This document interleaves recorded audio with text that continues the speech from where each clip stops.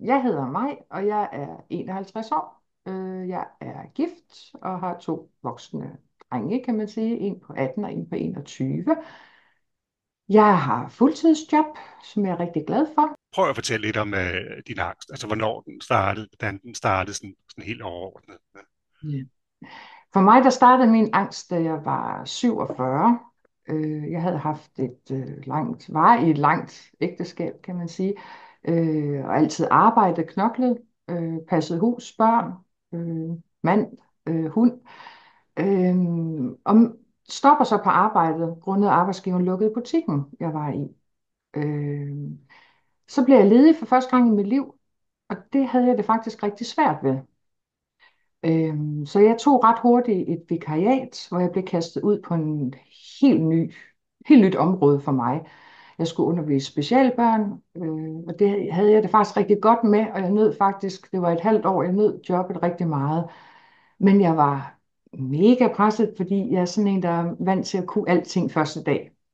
Mm. Så jeg knoklede rigtig meget, og desværre endte det med, at jeg begyndte at udvikle en del svimmelhed, fik til tider kvalme, fik rystelse på hænderne, når jeg kørte på arbejde. Jeg blev der indtil mit vikariat stoppet, og så gik jeg ned og skulle jo så vælge mig ledig igen. Og på det tidspunkt, hvor jeg stod dernede, der var jeg så svimmel og kunne slet ikke sammenhænge i mit hoved overhovedet, at jeg blev nødt til at sygemelde mig. Da jeg kører ned fra jobcenter den dag, der ender jeg i en butik. Jeg ved faktisk ikke, hvordan. Det så havde jeg vognen fyldt af alle mulige varer. Jeg gik rundt. Jeg var slet ikke til stede i mit hoved. Jeg var helt... Det var så mærkeligt. Så jeg tager hjem og bliver sygemeldt. Og det er jeg faktisk i et halvt år. Og jeg har det rigtig dårligt og er faktisk i tvivl om, hvad det er. Det vil Går sige, du vidste ikke på det tidspunkt, at det havde noget med angst at gøre. Ja. Overhovedet ikke. Overhovedet ikke. Jeg var sikker på, at det var lidt depressionsagtigt, for jeg synes, jeg havde meget dystre tanker. Havde ikke overskud til noget. Jeg var træt. Jeg kunne ikke se mit liv for sig. Altså, snakkede med lægen, og det var først, da min læge faktisk fortæller mig, at hun er sikker på, at det er det, hun kalder belastningsangst. Det kan Ja, godt. eller belastningsreaktion, ikke? Ja, og Ja, det er nok ikke en decideret diagnose, men hun siger, det er en eftervirkning af, at jeg har været vant til altid at fungere godt ude på job. Og, ja. Så jeg sætter mig og sidder sådan set hjemme og er sygemeldt og kan faktisk ikke rigtig komme ud af døren, for det er svært og svært ved at tage ud og handle. Jeg får ikke snakket med min daværende mand overhovedet om følelser. Vi er begge to meget konfliktsky og er ikke gode til at kommunikere. Men jeg brugte rigtig meget tid på at sidde ude i haven og prøve alle mulige ting. Det her afslapning. Prøv at lukke øjnene. Mærk efter, hvad føler du? Lyt til fuglene. Og jeg havde det så svært. Jeg kunne ikke koncentrere mig. Mine tanker, de fløj bare rundt i hovedet. Jeg kunne overhovedet ikke samle mig om noget som helst. og på Øhm, det tidspunkt vidste du godt, at det var en eller anden form for reaktion. Lige præcis. Ja. Og jeg tror ikke, jeg tænkte ikke så meget. Jo, jeg tænkte angst, men vidste ikke, hvad angst var. Fordi som mange jo tænker, jamen hvad er det, hvad er du bange for? Der var ikke noget at være bange for. Nej, men du nævner noget om, at du blev mere og mere indlukket. Du Ja, kunne ikke komme ud og handle. Er det rigtigt nej, forstået? Ja. ja, nemlig. Var Altså, var det en angst for at komme ud og handle, eller var det bare noget, du ikke havde overskud til, eller hvordan? det var nemlig angst og bekymrede tanker. Det var allerede, hvad tidspunkt er det nu på dagen? Hvor mange mennesker er der? Hvor kan jeg parkere henne? Jeg turde ikke tage nye steder hen, jeg ikke kendte, fordi at så skulle jeg sidde og google det og på Maps og se, hvor kunne jeg placere bilen henne. Så det blev til den der dagligdag, hvor jeg handlede et bestemt sted, hvor jeg vidste præcis, hvor varerne var henne. Men jeg havde det svært, når jeg stod inde i en butik, fordi jeg følte mig presset. Jeg følte, at jeg skulle tage hensyn. Jeg brugte alt for meget energi på at holde øje med, hvor mange mennesker er der omkring mig. Og nej, nu står der en ved den hylde, hvor jeg gerne vil hen, og så holdt jeg mig tilbage og ville ikke bryde ind og sige, undskyld, må jeg lige få den der. Så sprang over og købe nogle ting faktisk, og havde det bare sådan, at jeg skulle bare hjem igen. Jeg skulle bare ud af butikken. Men var det angst for andre mennesker, eller var det sådan angst for angsten, eller hvordan vil du beskrive det? Det er svært at beskrive, fordi det er ikke angst for andre. Jeg tror, det er, fordi jeg ikke kunne overskue, fordi jeg altid har været i et servicefag, hvor jeg har serviceret mennesker, altid været hjælpsom. Jeg er stadigvæk hjælpsom. Men jeg følte, at folk havde en tendens til at spørge mig ud af alle i butikken. Så synes jeg altid, det er mig, de henvender sig til, når jeg står. Og jeg havde ikke overskud til det der hjælpegen. Så jeg prøvede at undgå øjenkontakt. Jeg prøvede at kigge ned i jorden, når jeg gik forbi folk. Jeg tænkte, lad være at spørge mig, for jeg kan godt se, når der står en på afstand, og ikke kan nå noget, eller ser spørgende ud, så prøvede jeg at undgå, for jeg tænkte, lad være at tage fat i mig. Det er ikke mig. Der må være en anden. Ja, øh, altså ved jeg, man kan sige, der er jo nogen, de er bange for at gå i Netto, eller det, der ligner, ikke? For at få, fordi jamen, så får de et egentligt angstanfald. Øh, og så er der andre, som du måske lidt beskriver, som er angst, fordi, jamen tænk, hvis jeg bliver spurgt om et eller andet, eller der er lang kø, eller et eller andet. Nu er altså noget med mennesker. Ja, Er dit nærmere noget med mennesker at gøre? Ja. ja, meget. Jeg havde ikke overskud til mennesker på det tidspunkt. Og, Så det er jo meget at isolere sig. Og bange for, at folk måske kunne se noget på mig, eller mærke noget på mig, tror jeg. At jeg kunne godt fornemme, at jeg ikke var mig selv. Så det var ikke, jeg var ikke bange for at få et angstanfald, fordi det havde jeg ikke prøvet på det tidspunkt. Så det og, kendte jeg faktisk ikke til. okay. Ja. Altså du beskrev, at du havde noget, hvad skal man sige, noget svimmelhed af fysiske symptomer inden, Ja, ikke? Dem, ja. havde du andre fysiske symptomer? Så, nej, Altså på det tidspunkt? ikke andet end søvnen selvfølgelig. Ja, Så hovedet, der kører 120 kilometer i timen, så man får ikke en ordentlig søvn, fordi at jeg kunne blive ved med at jeg havde først svært ved at overhovedet falde i søvn, fordi der kører de her tanker.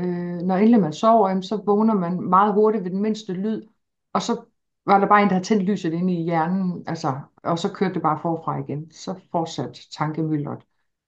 Så det er også drænende, ikke at kunne finde ro og ikke kunne slappe af. hvordan udviklede det sig så derfra? Ja, Jamen, det udviklede sig sådan set sådan, at jeg blev skilt.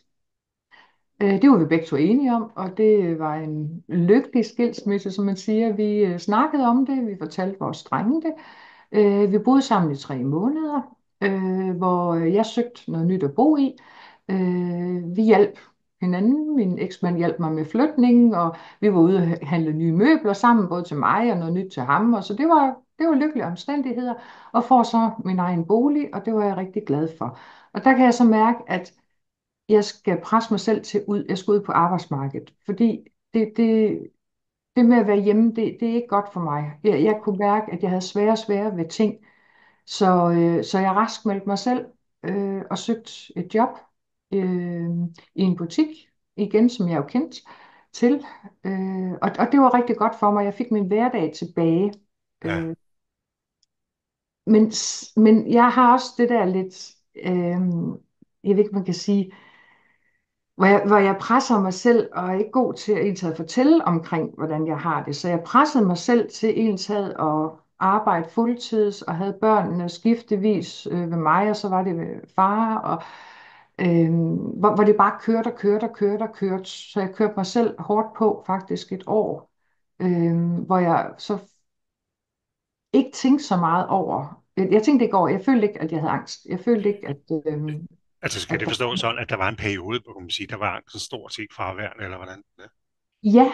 ja, det følte jeg i hvert fald. Det var Ja. ikke noget, jeg tænkte over. Jeg havde ligesom presset mig selv ud og sagt, nu er jeg i gang på et job, og det går rigtig godt. Så nattesøvn kom Mm, tilbage, og så videre. altså, Ja. nej, mine bekymringstanker holdt aldrig op. Mit hoved kørte stadigvæk, men det Ja. er det, jeg skubbede væk i løbet af dagen, der ligesom så skulle op og bearbejdes, når jeg skulle sove selvfølgelig, så poppede tingene op. Men til gengæld så oplevede jeg mit første angstanfald under Okay. den. Ja, og Altså, hvordan? jeg vidste ikke, hvad det var. Nej. Jeg havde hørt fra en bekendt, hvordan et angstanfald kunne være, for det kan godt være meget forskelligt. Det kan det nemlig. Ja, Men det er bare en almindelig formiddag, hvor jeg skulle på arbejde, og der står jeg op i stuen, og så synes jeg lige pludselig, at jeg fik kvalme. Jeg tænkte, hvorfor havde jeg ikke spist noget? Så jeg tænkte, jeg fik bare sådan en ubehag, kvalme, og sådan jeg synes, min mave den kørte lidt. Og så begyndte sveden bare lige pludselig at springe frem. Så jeg går ud og åbner terrassedøren for at få noget luft, og står der. Og så kan jeg bare lige pludselig mærke, at jeg ikke kan trække vejret. Og jeg står og hiver, og jeg synes, altså, altså det gik hurtigt, og det er nogle gange også, det kan også være svært lige at huske ja, helt. ja, ja, ja, det Men, sker. men det var hurtigt også, men jeg kom i tanke om det her, jeg har fået at vide, et angstanfald kunne være. Jeg tænkte, det er et angstanfald, et angstanfald. Så jeg begyndte bare at koncentrere mig om, det er bare et angstanfald, og trække vejret tungt. Og så forsvandt det lige så stille igen. Og så var det over. Altså, så var der ikke mere. Så jeg var godt klar over, at det var et angstanfald. Ja, Pludselig kom ud af den blå luft. og det var der siden, eller? Jeg har haft et siden faktisk kun, og det er også net, der kom ud af den blå luft. Ja, Samme måde med kvalme og dårlig, hvor jeg tror først, der er noget andet galt, og så lige pludselig så kommer det bare, hvor man bare begynder at svede helt vildt meget, og lige pludselig så føler man bare, at man kan ikke trække vejret, selvom man hiver luft ind. Man føler bare, at der er ikke noget luft, altså, så man er ved at gå i panik. ja. Kan du huske, hvor lang tid det varede? Altså sådan cirka? Men jeg vil sige 4 minutter. Altså det er ikke lang tid. Nej, Det er få minutter, det drejer sig om. og det er jo ikke usædvanligt, at det var så kort tid, selvom det kan føles enormt lang tid, når man er i det, ikke? Ja, lige præcis. Ja. Ja, så... Men du siger, at du stadigvæk, hvad skal man sige, fra tid til anden har noget angst, eller er det sådan et underliggende tema hos dig, eller hvordan? Det er, altså jeg har rigtig meget rysteture, hvis jeg skal noget. Jeg føler mig utryg. Jeg har været til et bryllup ved et vennepar, som min mand kender, hvor jeg allerede i bilen på vej begynder at føle den der uro. Og inde i kirken, min knæ og min lår og mine ben, de rystede simpelthen så meget, det var helt pinligt, jeg må sidde og holde hånden på. Det er sådan nogle situationer, jeg oplever mest. Rysten på hænderne, når jeg er ude. Bange for, at folk kan se det, når man tager sit glas. Ja, Fordi jeg kan ikke styre det altid op mod munden. Sådan noget som altså pludselig bare blive ramt af, at man har lyst, man skal væk. Altså, nu kan jeg ikke mere. Jeg vil gerne hjem. Og jeg har svært ved at sige fra og fortælle det, hvordan jeg har det. Men det er jeg jo så begyndt nu. Jeg skal lige høre, hvor lang tid siden er det? Altså den der hændelse, du beskriver her, med rysten på hænderne og så videre. Ja. Jamen det har været rigtig slemt for, jeg tror vi skal et halvt år tilbage. Der havde jeg det faktisk næsten hver dag, især efter weekend, når der er sket meget i weekenden. Og så står op om morgenen, og skal have min morgenkaffe, så kunne jeg ikke styre hænderne. Der havde jeg det altid. Mm, Øh, Det skal så siges, at jeg har jo så i mellemtiden været ved læge og fået det såkaldte lykkepiller, ja, som vi har fået kørt ind, som virker, og har også muligheden for at tage sovepiller til at sove på, hvis det er. ja, Øh, De giver bare en dårlig eftervirkning for mig næste dag, at jeg simpelthen føler, at jeg er fuldstændig udbrændt, og jeg sådan bliver helt svimmel, og jeg bliver sådan lidt som om jeg går i en boble. okay, ja. Ja.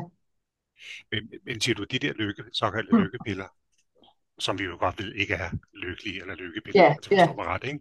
Men ja, vi ved begge to, hvad det handler om, ikke? ja. Altså, havde de så nogen effekt på dig? Ja, Så at forstå? altså Ja, det har det, og jeg må også erkende, at jeg har fået dem under min første sygemelding, og sprang så af dem, for jeg tænkte, jeg har ikke brug for dem, nej, øh, og har så kommet på dem igen, og jeg må nok erkende, at det er det bedste for mig at tage dem, fordi de giver en eller anden form for ro i mit system. som gør, at jeg bedre kan takle ting. Ja. Jamen, det synes jeg er fint. Altså, ved at nu,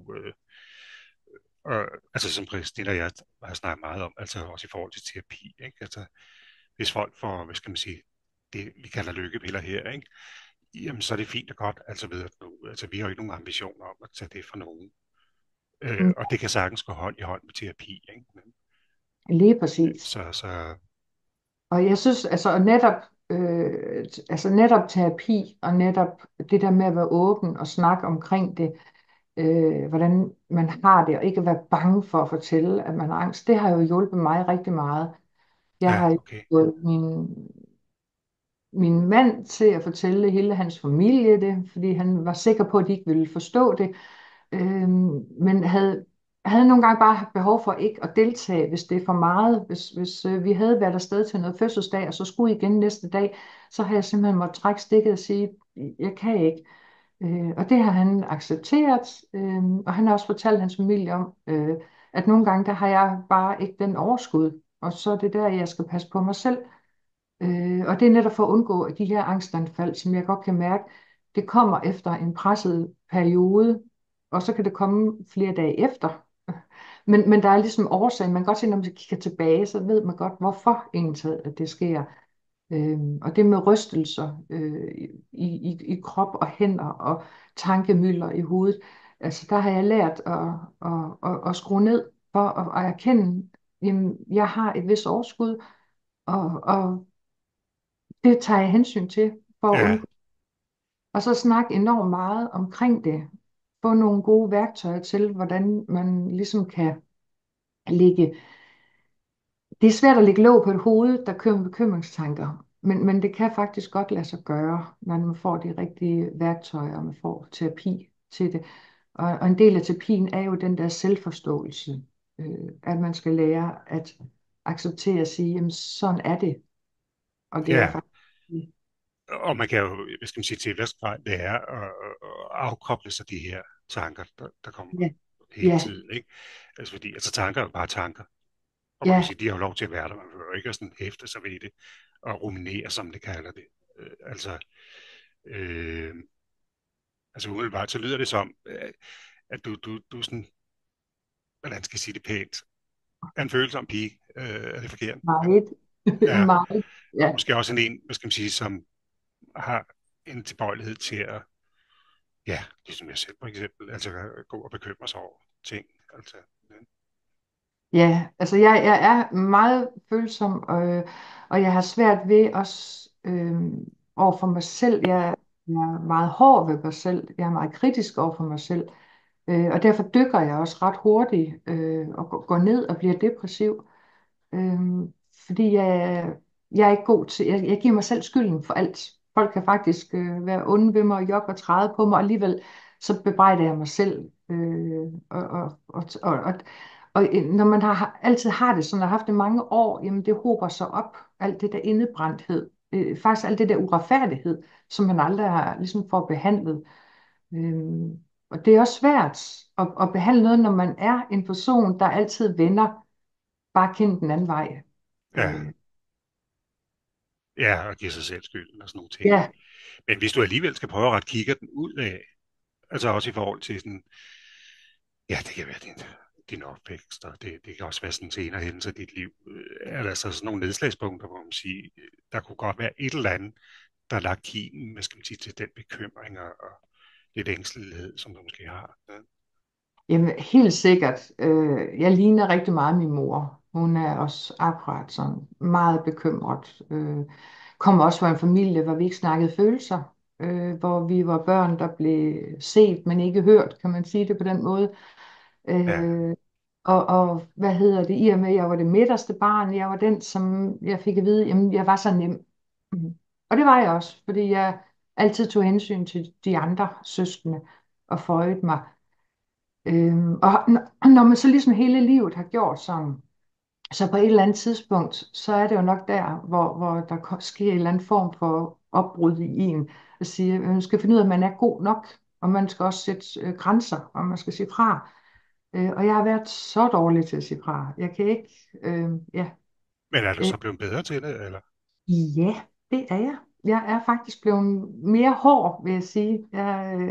Jeg kan godt finde ud af at sige fra. Jeg kan godt finde ud af på en ordentlig måde til Jo, men det er gengæld. det, jeg mener. Altså, man behøver ikke at være hård, Nej, selvom man kan sige fra. Altså, ja. kan du følge mig? Ja, Men jeg føler nok selv nogle gange, jeg er lidt hård, og jeg ja, tænker, ej, okay. Den, fordi den stadig ligger lidt bag i, og tænker, ej, det kunne du jo godt have gjort. Men jeg er blevet god til at sige fra og tænkt, det har jeg ikke lyst til, det her. ja, det tager jo også lang tid, hvad skal man sige, at lære. Altså, Det gør hvis man har været vant til jeg.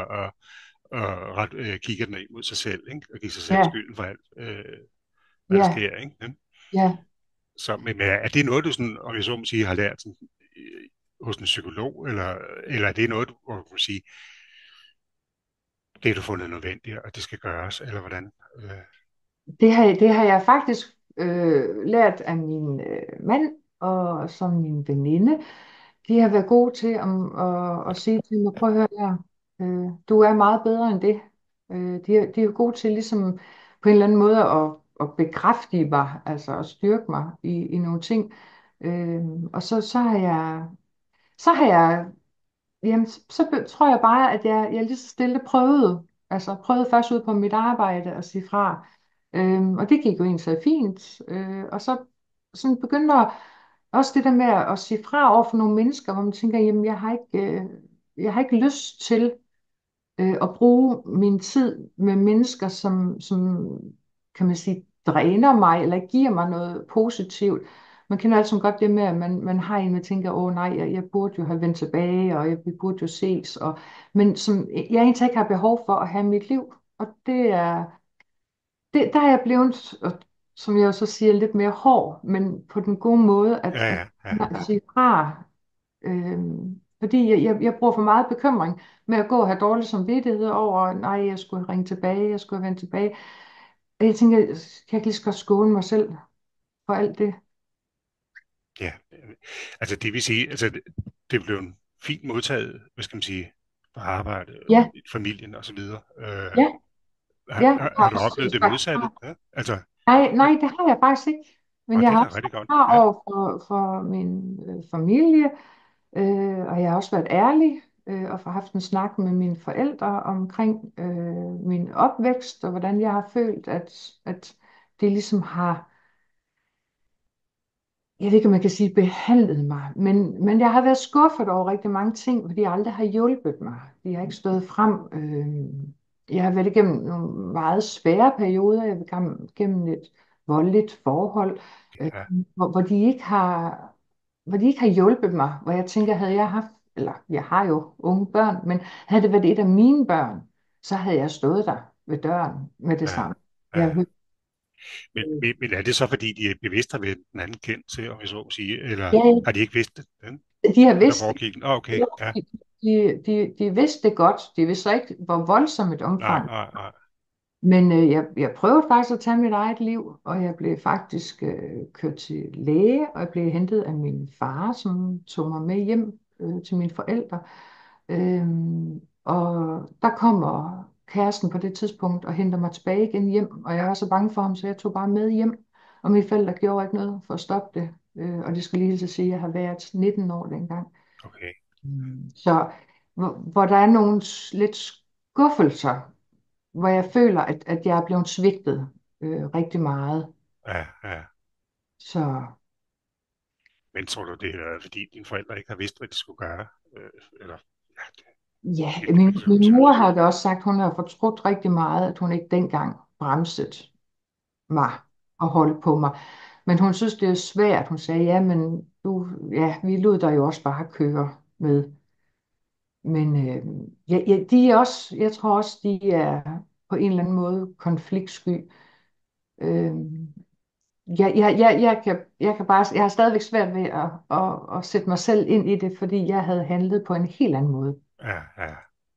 Jamen, det kan jeg godt forstå. Men, Ja, altså, nogle gange så er det jo bare lettest at gøre ingenting, ikke? ja, Selvom det er noget skidt, ikke? Ja. ja, Så, altså, det vil sige, altså, i forhold til, nu nævnte du, at du på et tidspunkt sådan, havde de der rysteture, og også var angst for, at nogen skulle ja, se det, at der var det der også med, var det i Netto, eller hvor det var, eller når du skulle ja. handle ind, ikke? Er det noget, der er forbi nu, eller Hvordan ligger det med det? Nej, en gang imellem, så kommer det over mig, når jeg, og jeg ved ikke lige hvorfor, men jeg kan en gang imellem, når jeg kører bil, så kan jeg lige pludselig ikke, så begynder min ene fod at ryste helt vildt Ja, på pedalen. ja, Øh, ja. og jeg har svært ved at styre den, jeg kan ikke lige forklare hvorfor. Jeg har også lige oplevet at være sammen med en god hold venner og skulle til koncert, og jeg når at være der i 15 minutter. Så kan jeg mærke, hvis ikke jeg går nu, så tror jeg, jeg går i panik.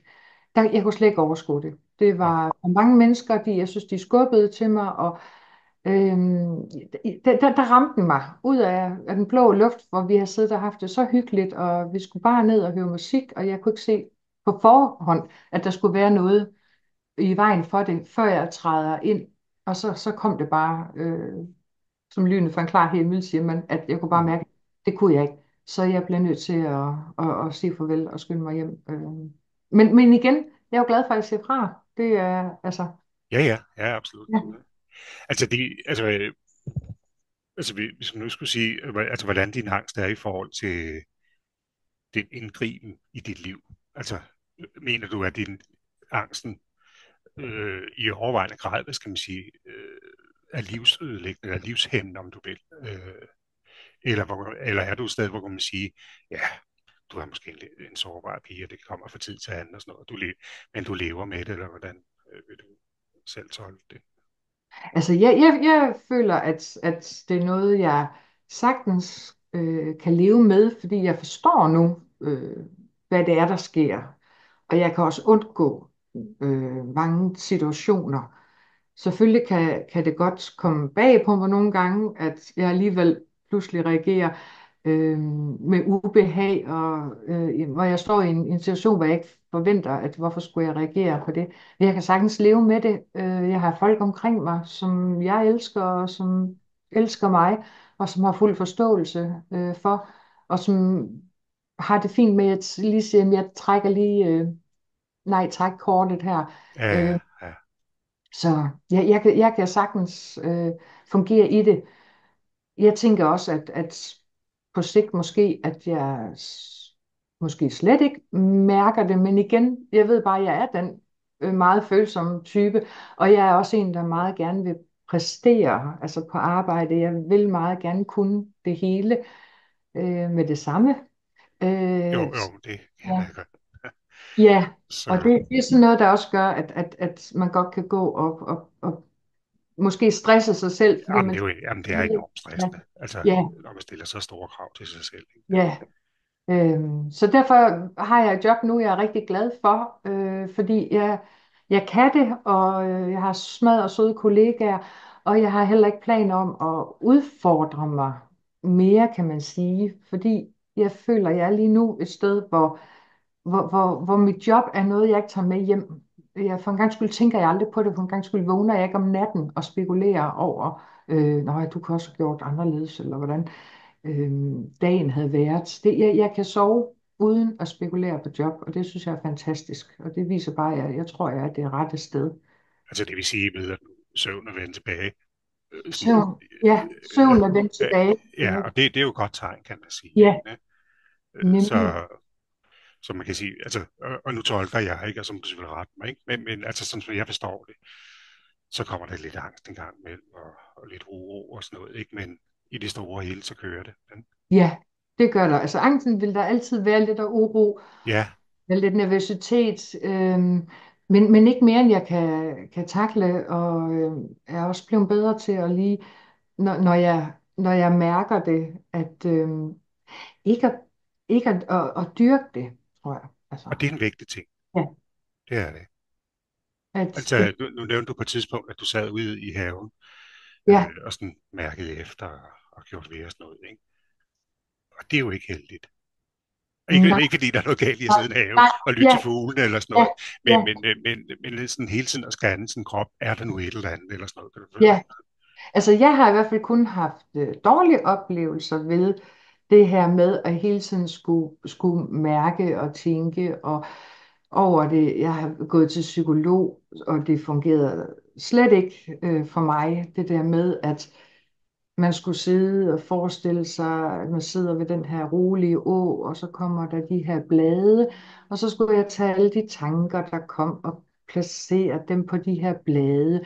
Og jeg kan godt se ideen i det, hvis man ikke har et hoved, der kører med 120 km i timen. Mm, Fordi når du har alle de her, øh, når du har det her stress, og når hovedet det bare konstant kører og bagved og arbejder på en masse ting, for mig der blev det nogle meget mærkelige ting, der blev sat på de her blade, fordi det blev til alt fra en lille smølf til Lego-klodsbrikker til... Det havde intet med følelser at gøre. Jeg vidste godt, hvor nej, Sølvi hun ville hen. Hun ville have de der tankemønstre, du ved, over på bladet. Og det var det ikke for mig. Det var mange mærkelige sjove ting, der kørte forbi, fordi der var så meget kaos i mit hoved. Så det fungerede altså ikke for mig, det der. nej, nej.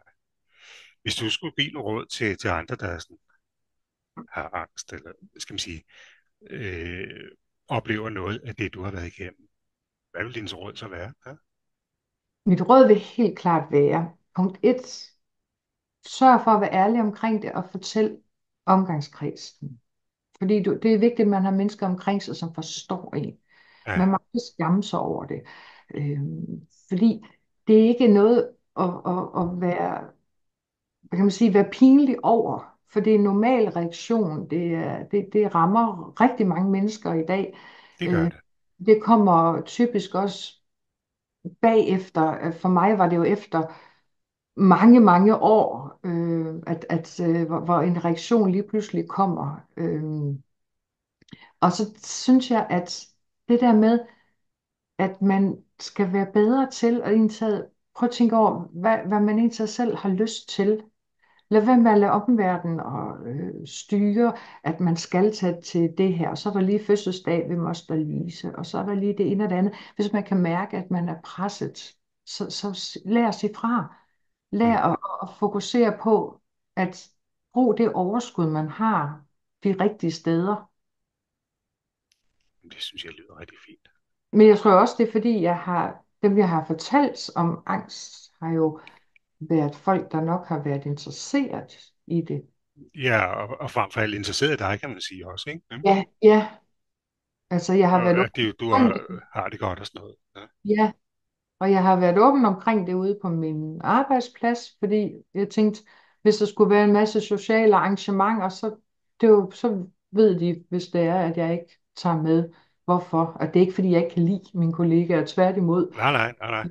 Ja, at det er, at ens overskud nogle gange bare lige ikke er der. Og sådan er det, kan man sige. Altså videre Ja, nu.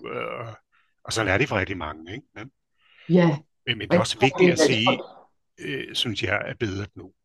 Altså, hvis man ikke selv har haft angst, så er det bare ganske svært at forstå. Jeg lige ja, vil sige ganske umuligt også, ikke? ja, Men det, jeg synes, der er vigtigt til gengæld, det er, at folk de respekterer, at det er sådan, ikke? Altså, hvis man lider af voldsomme smerter, eller et eller andet, man ikke har prøvet selv, så kan det jo også være svært at forstå, ikke? ja, Men det er jo vigtigt at tage til indtægt, ja. at folk de, Og så hvordan de også har fordi det, ikke? det er jo også en usynlig ting for mange. Altså man kan jo ikke se det på en. Altså, Nej, altså man nej, kan jo ikke tage en blodprøve, eller hvad nej, det er. Altså, så det er meget usynligt, det er rigtigt. ja. Men jeg synes også, der er også meget forskel på mænd og kvinder, fordi jeg føler også, at kvinder har nemmere ved at snakke om alt det her, end mænd har. Jeg synes, det er sjældent, jeg har indtaget hører mænd, hvis man er i en forsamling, hvor der er lige mange kvinder og mænd, altså, så er der kvinder, der kan relatere til at sige, nej, jamen jeg har også en søster, der har angst og sådan noget. Jeg hører sjældent mænd, men jeg tror mange gange mænd med angst, det kan typisk være det der arbejdsmæssige pres, og jeg tror, de har svære ved at erkende og sige, for det har ikke noget at gøre med, at de ikke er gode til deres arbejde, det har ikke noget at gøre med, at de ikke kan præstere det, de skal, men jeg tror, nogle mænd er nervøs for det, om det er et nederlag, at sige, at nu er jeg altså presset og stresset, og nu kommer der nogle symptomer, som jeg har svært ved at takle. Det tror jeg, du har meget ret i. Altså, det ved jeg. Altså, typisk er det jo sådan, at ved at nu, det er ikke sådan særlig maskulint at have angst. Altså det er ikke sådan maskulint at være bange, ud fra sådan nogle sådan almindelige sociale normer og tankegang. Altså sådan har det været sådan stort set altid. Ikke? Det er nok blevet bedre med tid, ingen tvivl om det. Ikke? Men der er stadigvæk noget om det, du siger. Ikke? Altså det er i hvert fald for mænd. Ikke? Ja, Men hvordan mener du så sådan, hvis du sådan lige hæver over din egen situation, og sådan ser på, nu hører vi jo meget om angst i fjernsynet, altså og mental mistrivsel, og både blandt unge, men også i det hele taget, ikke? Altså, har du nogensinde tænkt på det, eller gjort dig tanker om det? jeg synes, det er forfærdeligt, at især unge mennesker får angst. Der er jo et eller andet ved vores livsstil, der er forkert. Fordi jeg synes, der er så mange unge, der går ned med angst og får jamen, helt ned til børnehavealder. Jeg har lige hørt en, der havde en dreng i børnehaven også, som havde angst. Og det er jo forfærdeligt, at det er blevet den her folkesygdom, Ja, der, ja. ja, hvor man mangler så meget hjælp til. Altså, det er, jeg synes, det er mærkeligt. Vi kan gå til læge med så mange ting og få hjælp. Og lige så snart det er, folk går ned med stress og angst og sådan noget, jamen så kan du lige blive sygemeldt, men så bliver man nødt til lige at tilbage på arbejde, så mister du din arbejdsplads også, og hele dit liv, det kan hurtigt tage en forkert drejning, hvis ikke der bliver taget ordentlig hånd om det med det samme. Øhm, Og det er en vigtig point, ikke?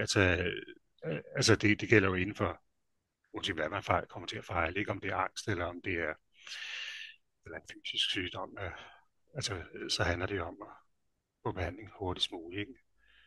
Inden det bliver kronisk. Ikke? Altså faktisk er angst, hvad skal man sige, den sygdom, som giver anledning til flest førtidspensioner, for eksempel. Ikke?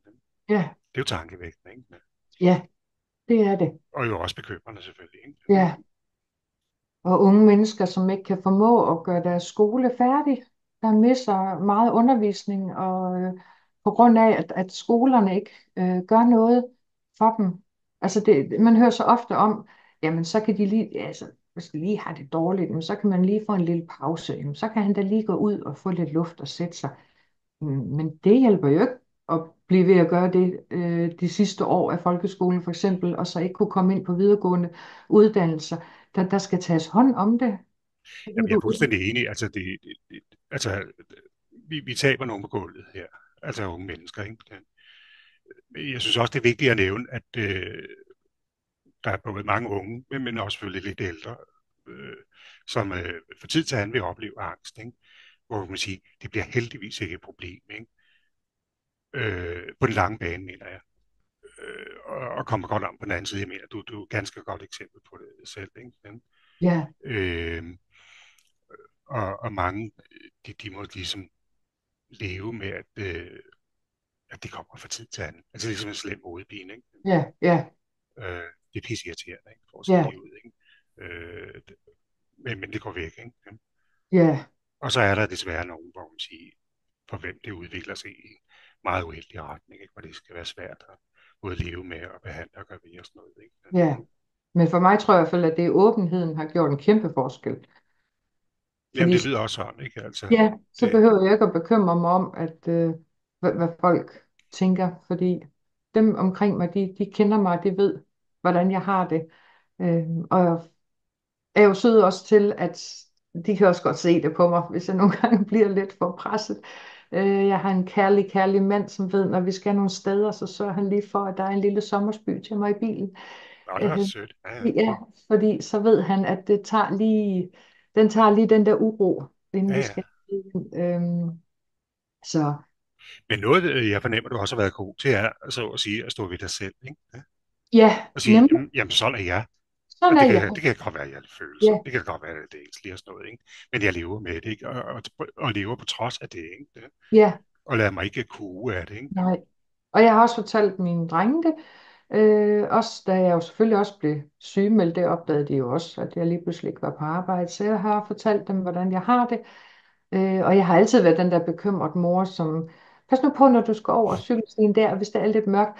Og lad være at blive ligesom mig, så har jeg altid sagt. Fordi jeg er for bekymret, og det er jeg godt klar over. Så jeg har altid været ærlig omkring det og sagt til dem, at jo, jeg gør mig en masse bekymringer omkring jer, men lad endelig være med at blive så bekymret som jeres mor, fordi... Men Ja, altså, og de ved det i kærlighed, ikke? Altså, det er jo ja, vigtigt, ikke?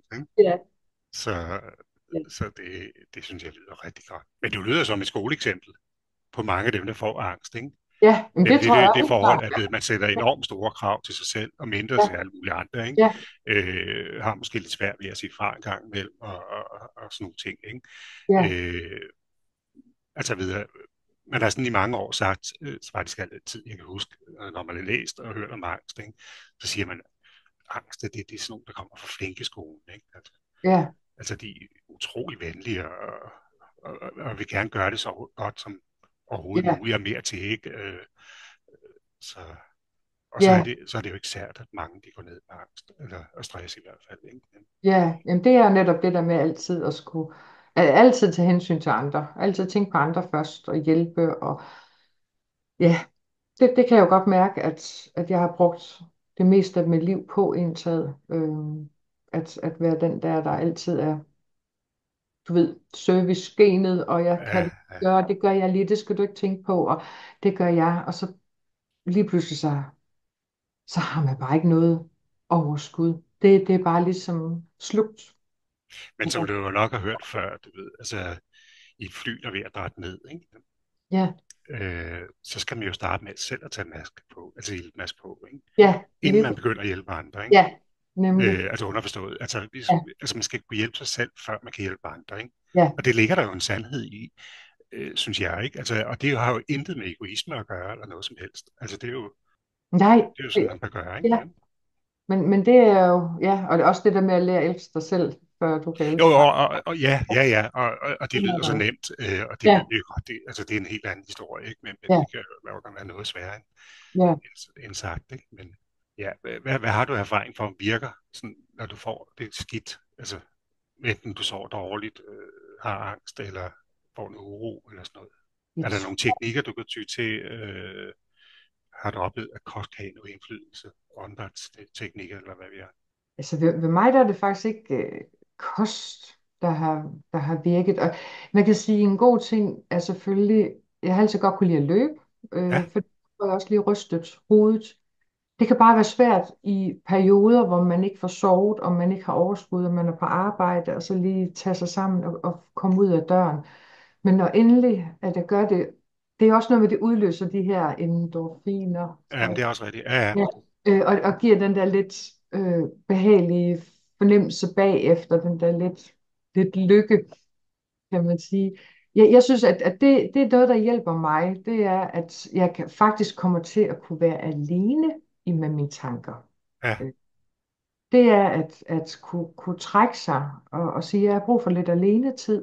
Og det kan være bare at høre noget musik og gå og nulle rundt og rydde lidt op eller et eller andet. Men ikke at skulle være til rådighed for mand og børn. Og altså bare det der at kunne være mig selv, det, Altså det det vil sige, at der er virkelig to gevinster ved at motionere eller altså løbe, ja, kan man, det er der altså nemlig. dels, hvad skal man sige, endorfinerne, som kommer som følge af, at du løber, ikke?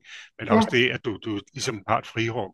Er det jeg rigtigt har et forstået? Ikke? frirum, ja. Jeg Ja, har et ja, frirum, hvor jeg kan få lov til at være alene med mine tanker, og hvor jeg, ikke fordi jeg tænker på noget bestemt, men jeg lader bare mine tanker køre, ja. og får lov til og sortere. Og det gør faktisk, at jeg ikke får de der myldertanker, når jeg så skal sove. Man sover jo også selvfølgelig bedre, når man har fået noget motion og frisk luft, men det kører ikke ind i hovedet. Og, Alt det, der hober sig op. Det kan lige få sådan en lille åbning og få lov til bare at drible ud, uden at jeg begynder at dyrke tanker eller bekymre mig, men det kommer bare lidt stille ud og forsvinder. Det synes jeg har. altså det er faktisk veldokumenteret, at sådan noget som motion, specielt løbning, for eksempel, eller også løbning, mener jeg, er særdeles effektiv over for angst og uro.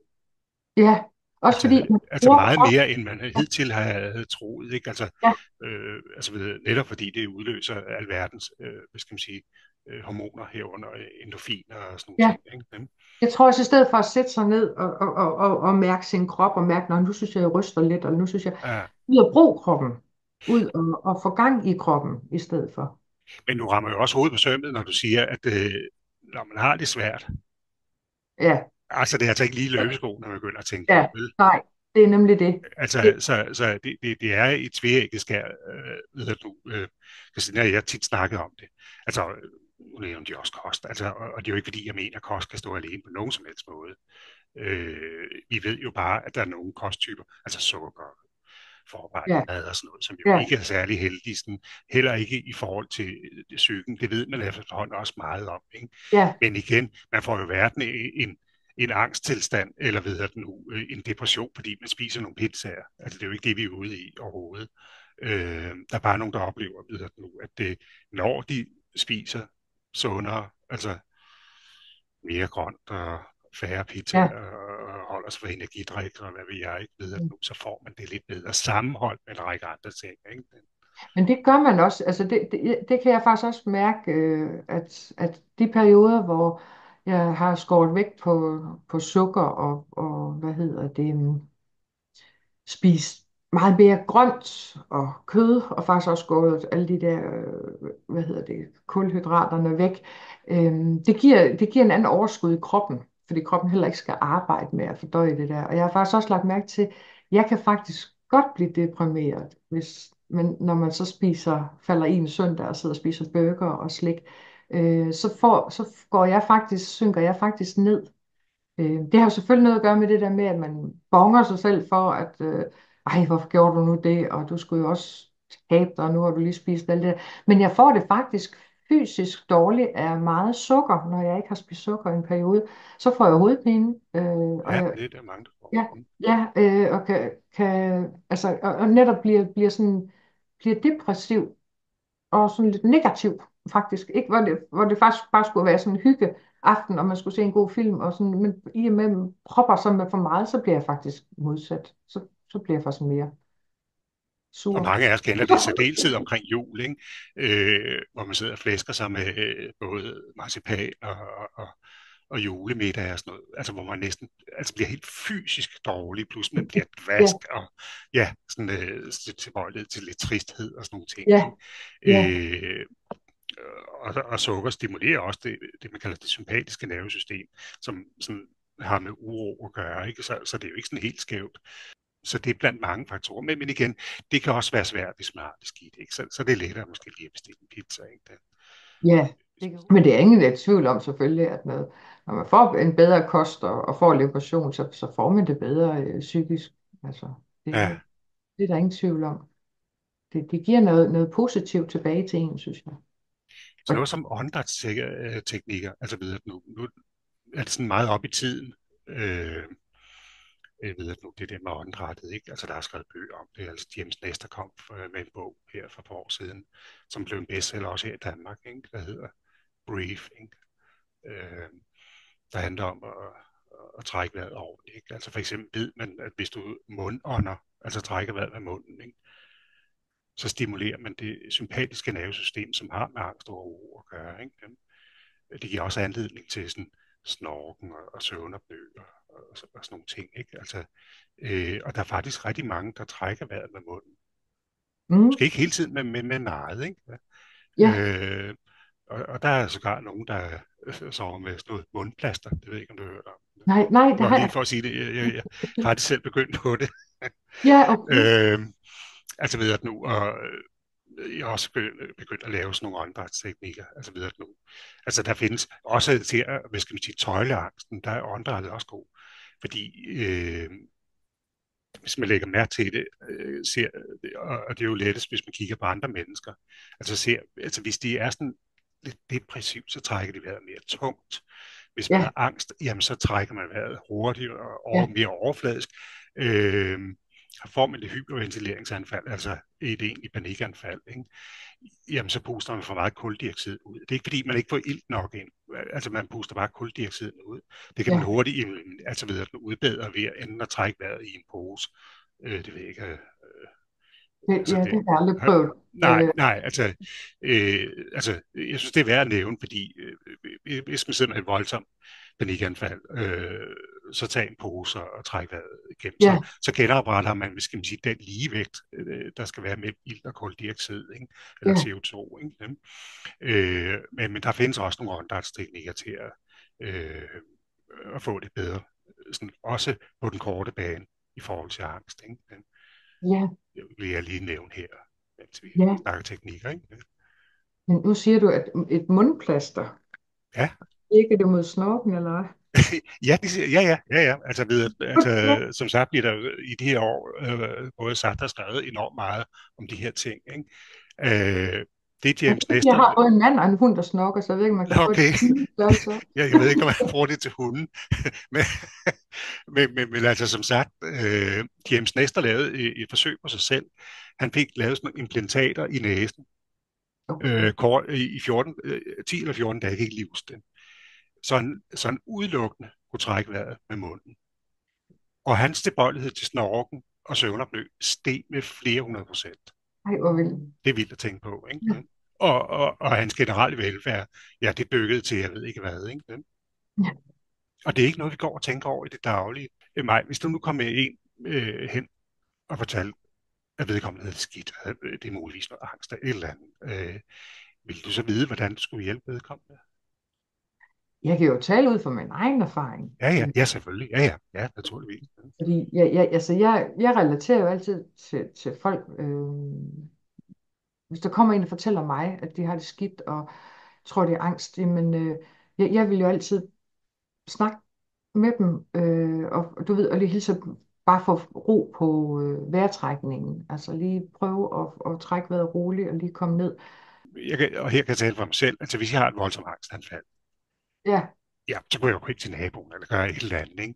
ja, Men jeg er også pisse nervøs for at vide, at nu kan de overhovedet håndtere det, ikke?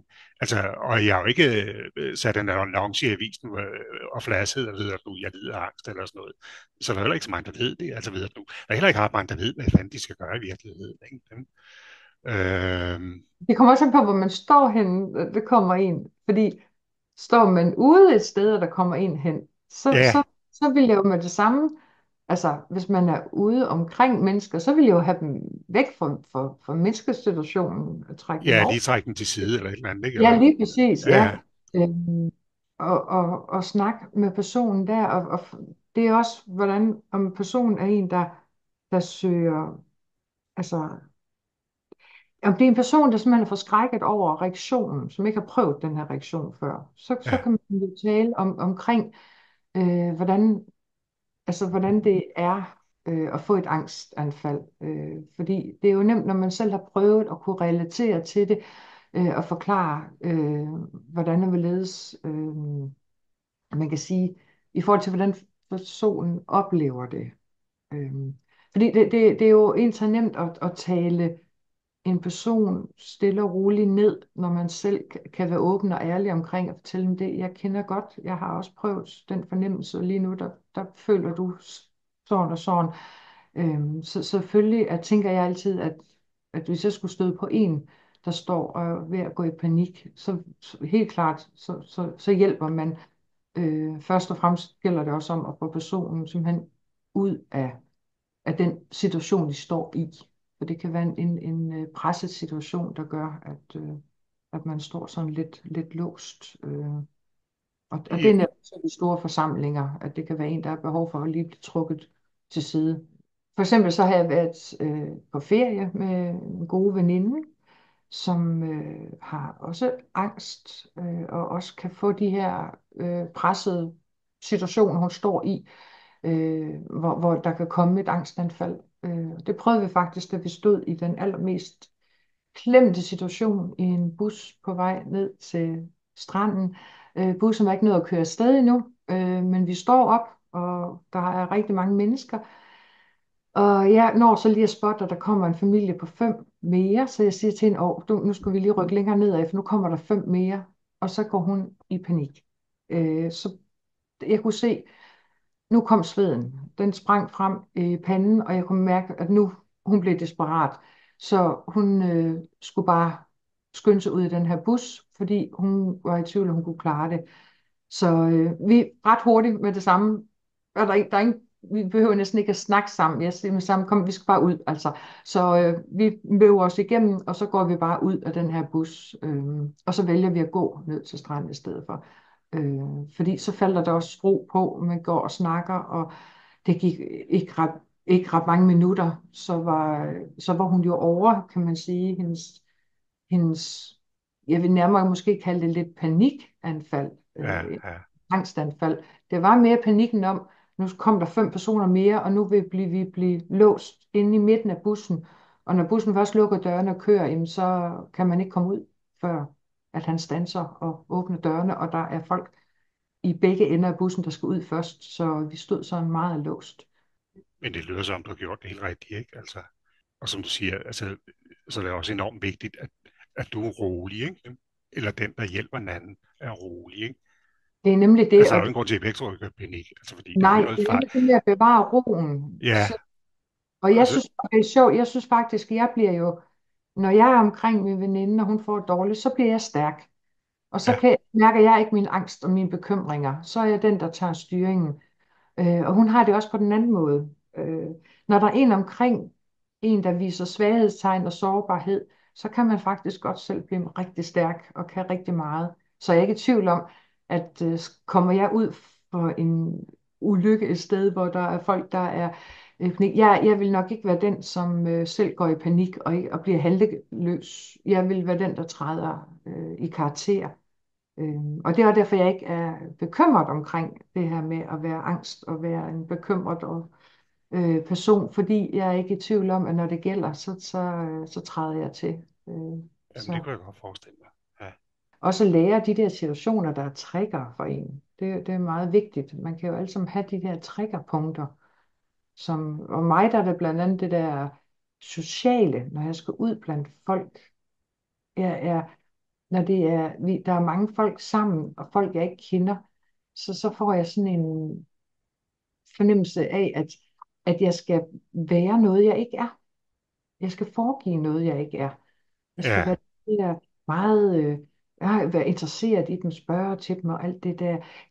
Og det er jeg ikke særlig god til, fordi jeg nej, har ikke altid det overskud til at være på. Jeg kan ikke sådan bare lige trykke på en knap, og så er vi i stemning, og nu skal vi ud sammen med 50 nye mennesker og lære dem at kende. Nogle gange kan jeg slet ikke huske, når jeg har været afsted faktisk. Jeg kan ikke huske navne, jeg kan ikke huske ansigter. Øh, jeg mister faktisk rigtig meget hukommelse, når jeg er ude, fordi jeg lukker mig ligesom, jeg ved ikke, hvad der sker mere, den lukker ligesom af for alt det her stimulans.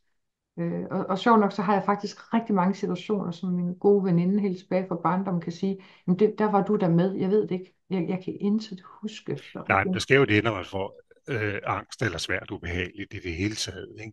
Så får man det, man kalder tunnelsyn, ikke? ja, Øh, fordi det er klart, altså, hvis man har et angstanfald eller får det skidt, så kan man jo ikke koncentrere sig om alt muligt. Det er sådan, jo meget indlysende, ikke?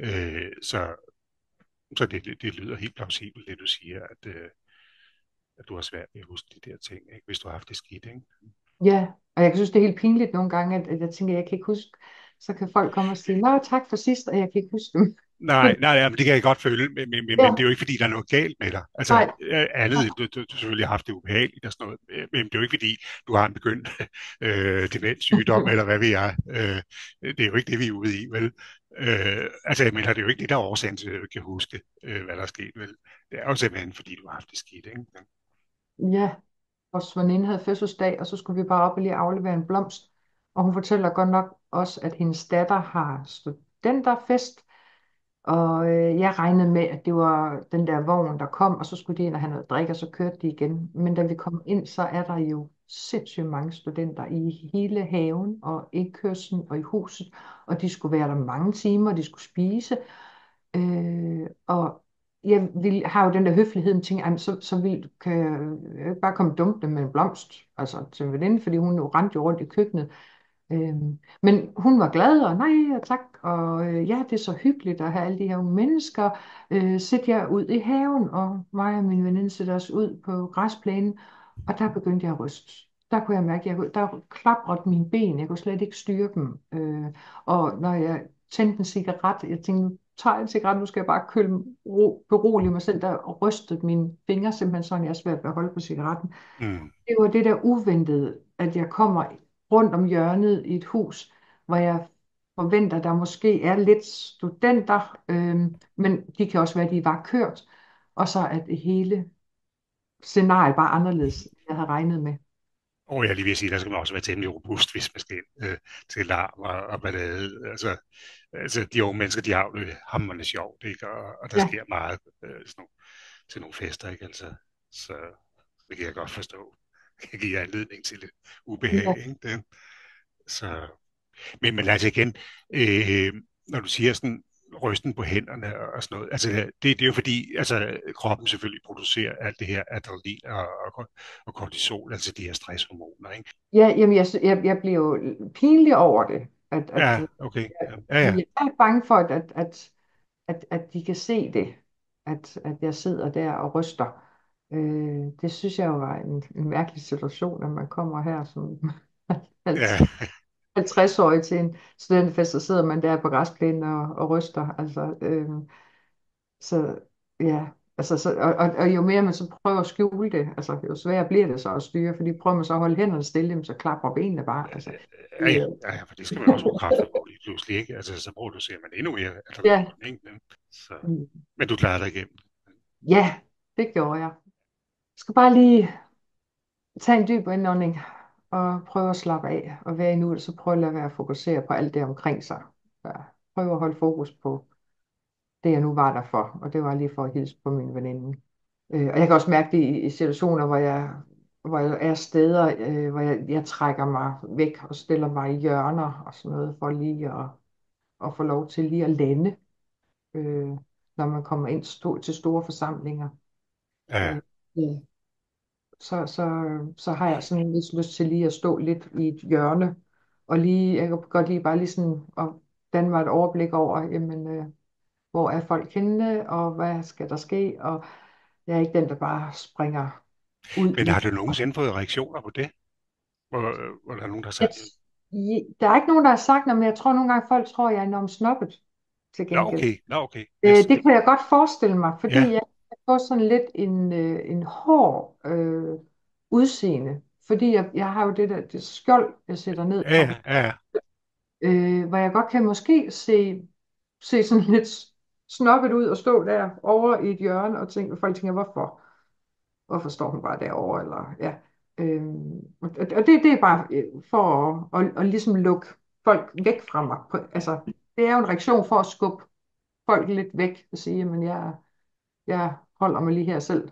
Ja, ja, for det ellers kan man jo sige, altså det er folk normalt ellers er mest optaget af, ikke? Det er jo sig selv, ikke? ja, Altså, det er jo meget mere optaget af sig selv, hvordan de gør sig til, og det ene og det andet, end hvordan alle andre har det, ikke? ja, Og særligt som ung menneske, ikke? ja, Ikke? Men i det tilfælde, hvis jeg forstår det rigtigt, så er det mere været, at du har været i en enormt stresset situation, hvor du bare ikke orket andre mennesker. ja, nemlig. Og ikke så Helt. meget, fordi at du var bange for dem, eller om du var bange for at få et angstanfald, eller sådan noget. Det er nok fordi, Kan du følge mig, følge, hvad jeg mener, eller hvor jeg vil hen? ja, og så den der dilemma i, at man jo skal være høflig. At Ja, man, altså man ikke kan afvise folk.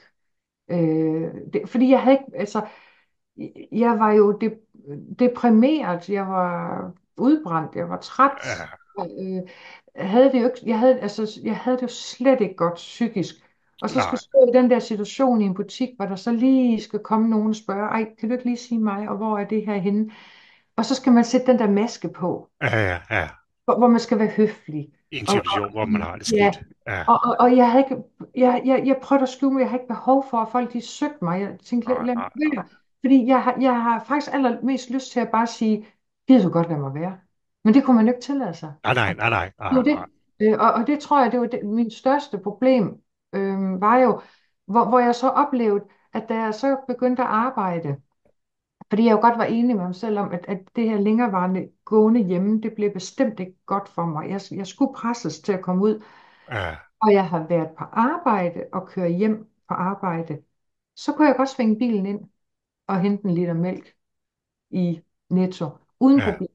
Men ja, når jeg sidder hjemme på sofaen hele dagen, så kunne jeg næsten ikke komme ud af døren for at gå ned og hente den liter mælk. Den der overskud, man lige pludselig havde, fordi man havde været ude på arbejde, man havde mødt folk, så det gjorde det 10 gange nemmere faktisk lige at køre ind og hente den der liter mælk også. Det skal så også ja. sige, at jeg har så stadigvæk dage, hvor jeg har svært ved det, Øh, hvor jeg brænder sammen, og hvor det fylder mere i mig.